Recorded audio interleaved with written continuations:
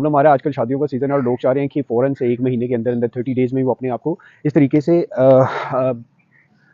से अपने आप को बिल्कुल ट्रिम जो है वो बना ले। तो उसके लिए कंप्लीट वीडियोज़ आपको यूट्यूब चैनल योगा विद टीएचबी पे तो मिल जाएँगी। यहाँ पे मैं आपको 1-2 पोस्चर ऐसा बताने लगा हूँ, अगर आप रेगुलर उसको करते हो तो आपकी बॉडी जो है वो, और साथ आपकी डाइट जो है वो भी अगर आप उसको उस तरीके से लेते हो तो उसमें बहुत कैसे इस पोज़ीशन में आते हुए यहाँ से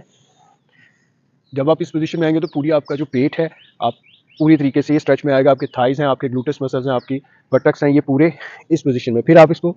2 से 3 सेकंड यहाँ पे होल्ड और फिर यहाँ से 1, 2, 3 फिर आप इस तरीके से आप यहाँ से 5 सेकंड से स्टार्ट करें, 10 सेकंड, 20, 15, 30 सेकंड जितना आप होल्ड कर सकते हैं और उसके बाद फिर यहाँ से 1, 2, 3